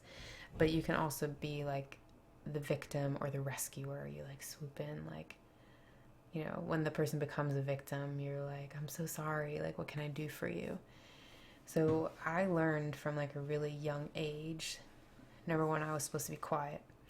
Number two, I wasn't supposed to have any opinions because I'm female. Number three, my education wasn't as important as me getting married and procreating and all that. Number four, I, you know, should embody the meek servant. That was like the role that I was supposed to do, just like my mom. And on top of that, my parents would always, you know, give me the my life would have been better if I didn't have kids kind of speech. And so in that case, I always felt like a burden. I'm like, okay, I did this to you. You know, I need to be there for you because I'm what went wrong for you.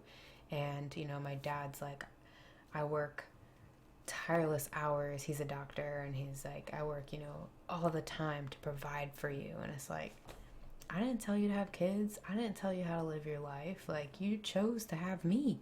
But at the time, of course, when you're a child, you're just like, oh God, that's true, you know? Like, you're always at work and you're always doing things so that our family can have money and be able to, you know, live. So I was definitely taught that like you're supposed to value that. You're supposed to respect people who are doing things for you, and that's where value comes from. Value in my family was not placed on pretty much anything else. It wasn't about like who you were as a human being or, you know, any positive qualities about your personality or anything. It was just like, how much are you doing for people?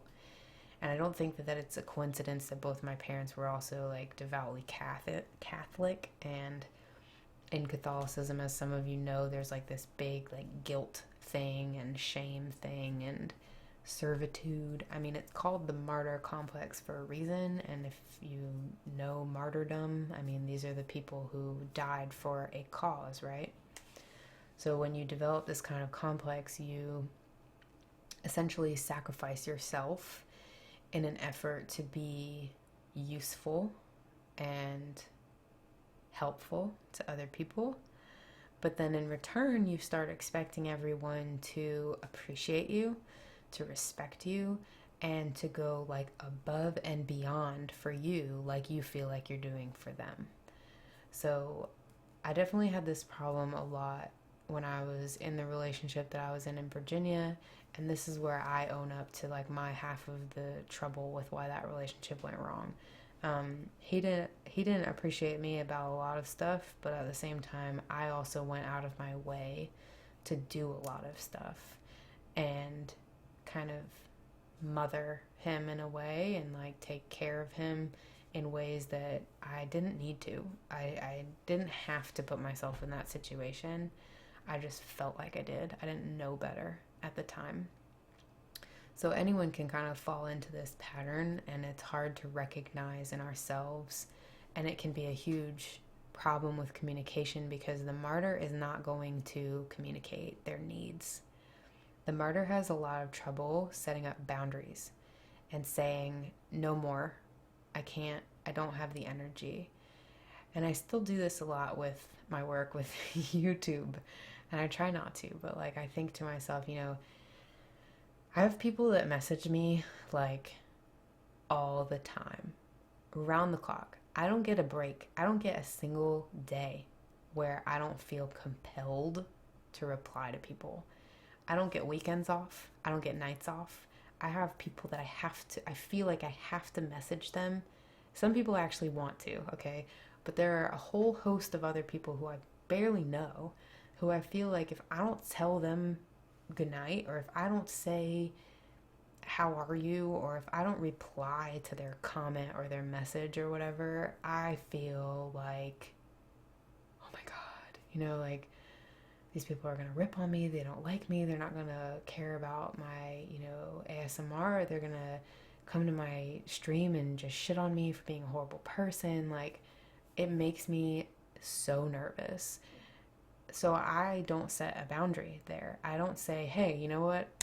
Every day at 6 p.m. when my working hours are over for YouTube, I'm done. Like, you can't contact me. I'm busy. Like, I'm making dinner. I'm doing life. Like, I'm working for my other job. I'm writing. I'm busy.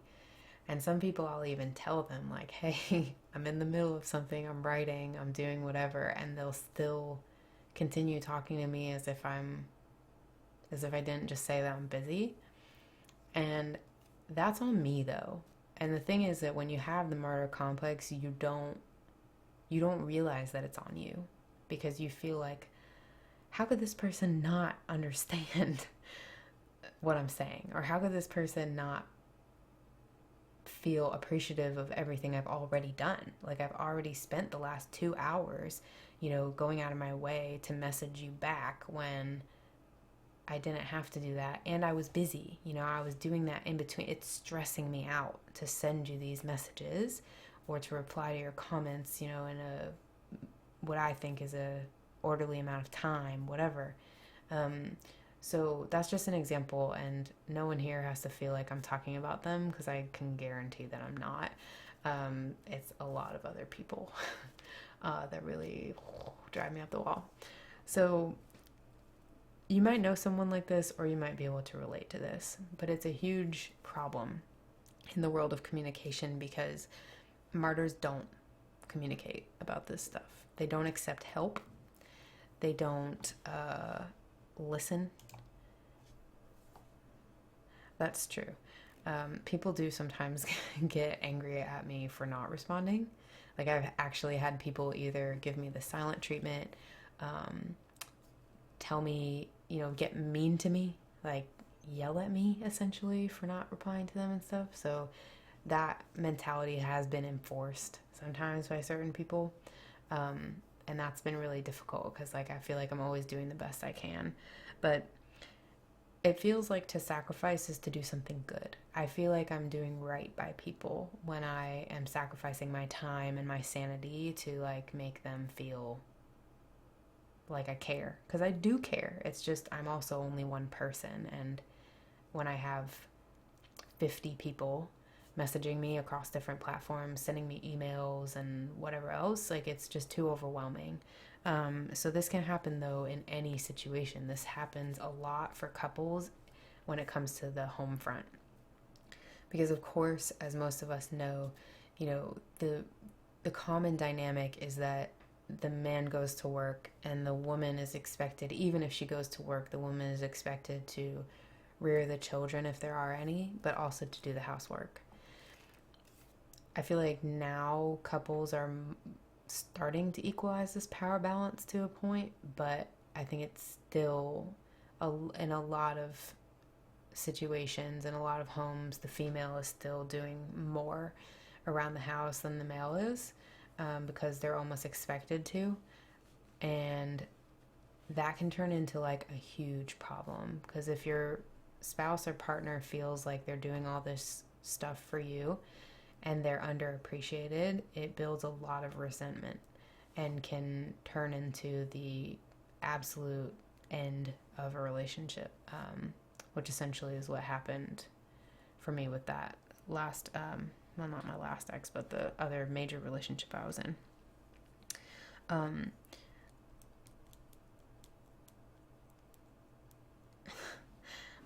So it's not just self-sacrifice, but it's also with the expectation that these people are going to appreciate you back, say something nice to you back.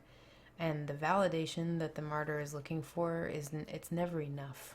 There's no one's ever going to fill that hole. It's just like an endless pit of trying to be worth something.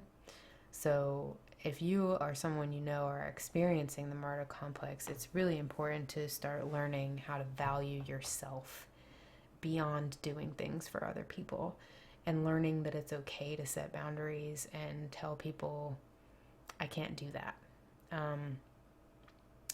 If they're unhappy about the boundary that you set, that's probably because they don't have very good boundaries in their own life, and that's up to them. You can't please everyone. You can't make everyone happy. you can just do your best to be a good person. And you know, some people might actually be using you. Like, I feel very confident that my mom was using me a lot to help herself feel better about the relationship that she's in, and to use me as a shield, and to use me as an ally when she wasn't feeling good, or when she felt like she was being attacked at home. And I gave up a lot of my time and energy to support her, because I felt like it was what I had to do. But it wasn't. That was a choice that I was making. I just didn't really realize that. So, yeah, that's kind of why I wanted to tie this in with communication, is just because it can be a really incognito way that communication is being ruined. So if your partner is like having these outbursts at you, like, you never help me, you never do anything, I do so much for you, you know, just the other day I was doing X, Y, and Z, and I did this and I did that, and you haven't done anything. Like, this person's probably, at least to some extent, suffering from a little bit of a martyr complex. And maybe it's not all the time, maybe it's just once in a while, but it's still not healthy. And there's also like a big control aspect in there. A lot of the times the person who becomes the martyr feels like if they don't do it themselves, it's not going to get done right. And I know I have that problem where I can't always be okay with the way that someone else does it.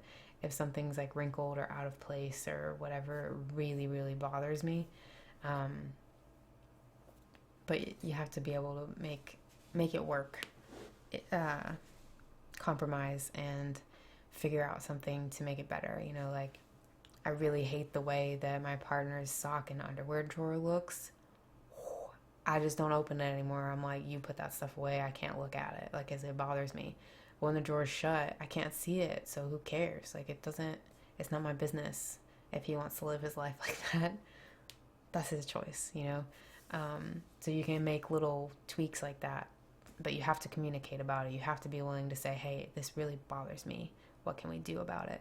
And then the other person has to be willing to say, let's do this, or let's try this. The other thing, last thing, I guess, is people who are feeling a martyr complex can sometimes also stay in a bad relationship or in a bad situation because they don't want to seem selfish if they choose themselves and get out of that situation. So if your partner is maybe struggling with this at work or something like that, it's a good idea to encourage them to understand that just because they don't take every project that comes their way and like work their ass off, 6 a.m. to 9 p.m., doesn't mean that they don't have value. You can also encourage the person in your life to say, like, it's not selfish of you to be a normal human being. You don't have to go above and beyond in every situation to get people to like you. In fact, a lot of people are probably just using this person instead of actually liking them. So, any questions? Hopefully that was all right. And I hope that kind of tied together okay. I think it makes sense, but if I didn't explain it very well, feel free to tell me. Yeah, I think we should still be willing to do things for people, but there's a difference when you're trying to like control the situation and force people to appreciate you.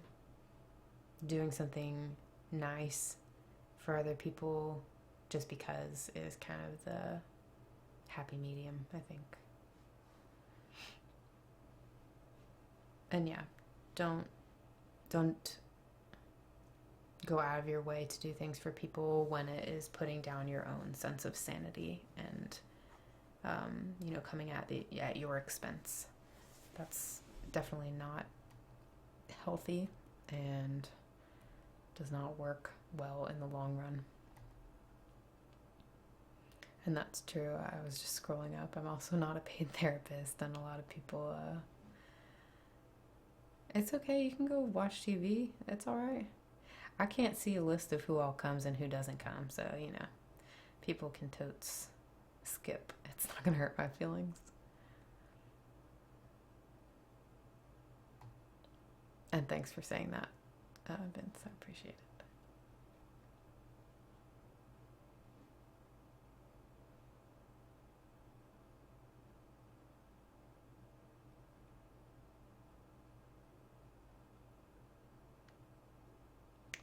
And you're right, Sapio. It's really easy to take advantage of people who have a martyr complex because they are willing to just keep taking things on and taking things on at their own expense, you know, and won't put up any boundaries. And yeah, I know, High Top, I know that it shouldn't be like that, but I get what you're saying, that speaking about it this way is like perpetuating it in a way, but I also am not going to sit here and deny the way that things are. They're not gendered roles. Childcare and cooking are not gendered roles. A lot of this stuff is not gendered, but like I said, we're still not at a point in society where these things have changed. So I'm just saying this for the purpose of this conversation and to simplify. I can't talk about everyone as like X and Y, or I guess that's, I mean, whatever. I can't say number one and number two for everything. Like, these things do play out this way more often than not, even if we don't want them to. And I think I hope I make it clear, I should say, that I don't want these things to be the norm, which is kind of why I'm talking about them. I feel like I'm trying to fight against it. And I think that that's a good thing to talk about it that way, but I don't know, maybe I'm not doing a good job. And yeah, then Vince, that's a complete martyr right there. I do everything for everyone, you know, nothing gets done if I don't do it. That is 100% the martyr mentality. And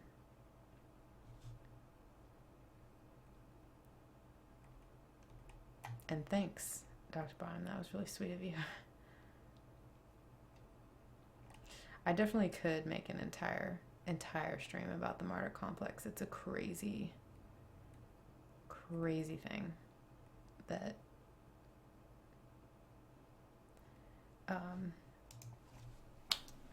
really sucks a lot of people in and creates a lot of trouble in a lot of relationship dynamics. It's not just romantic relationships by a long shot. This actually happens, I would say, more often in family situations, family dynamics, because in family you have this underlying belief, again, because society tells us so, that you're supposed to be loyal to those people and that you're supposed to do whatever for them, whatever they need for them.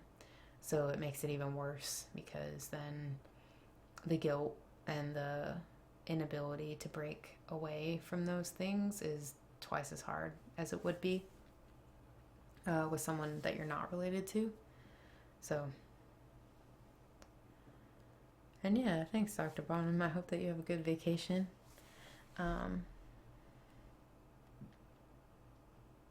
And don't worry, High Top, you're not bothering me. I just want to clarify myself. I hope that I did okay.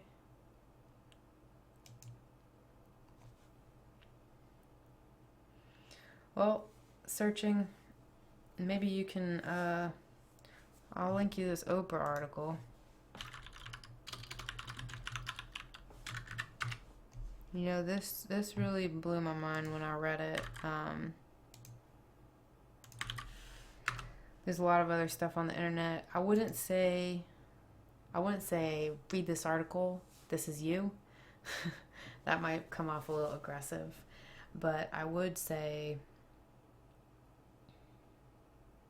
number one, if she really does have obsessive compulsive disorder, you know, if she's not in therapy, that would be a good idea for her to get in therapy and figure out some better coping skills, instead of just like obsessively controlling everything and taking care of you and your children, because that's probably where she's channeling a lot of her feelings right now, and like the ability to feel valued. But you know, you can always set it up that way, like, hey, whatever your name is, I am really concerned about you. I feel like you're, you know, running yourself ragged, doing all these things for me and for our children. And, you know, as much as I really, really appreciate it, I don't see how one person can ever sustain this type of dynamic. And I just want you to know that you have more value than just what you do for me and us. And, you know, it's okay sometimes if things don't go exactly the way that we would like. You know, I'll do my best to support you, but consider looking into this. You know, this is something that I think might help you or open you up to different ideas. You know, just tell her, make it clear that you want her to be healthy, that you care about her, that you value her, that her personality and other parts of her being are valuable, not just what she brings to the household as a caretaker. I don't know.